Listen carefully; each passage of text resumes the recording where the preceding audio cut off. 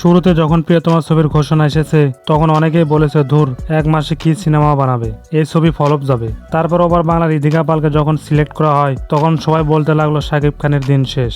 ঢালিউডের কেউ তার সাথে অভিনয় করতে চায় না বলে ওভার বাংলা নাটকের নায়িকা নিয়েছে তারা। তারপর প্রিয়তমার ফার্স্ট লুক প্রকাশের পর অনেকেই পাঠানের সাথে তুলনা করেছে, কেউ বা কিসিকা ভাই কিসিকা জান ছবির সাথে কপির তুলনা করেছে।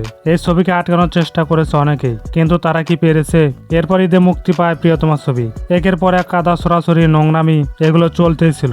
ঈদের দ্বিতীয় দিনের মাথায় ছবির ক্লিপ চুরি করে ছেড়ে দিয়েছিল একদল। তারপরও ছবির কোনো ক্ষতি করতে পারেনি তারা। পাইরেসি তো প্রিয়তমা ছবির আগেই হয়েছিল।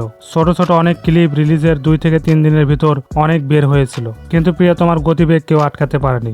একটা লোককে কি দেখেছেন প্রিয়তমার টিম থেকে কাউকে ব্লেম দিতে, কটু কথা বলতে? কিন্তু অনেকে এদেরকে নিয়ে কাদা সরাসরি করতে দেখা গেছে। প্রিয়তমা ব্যবসায়িকভাবে সফল হওয়ার পিছনে আমার মতে সবচেয়ে বেশি ক্রেডিট পাবে সাকিবিয়ানরা।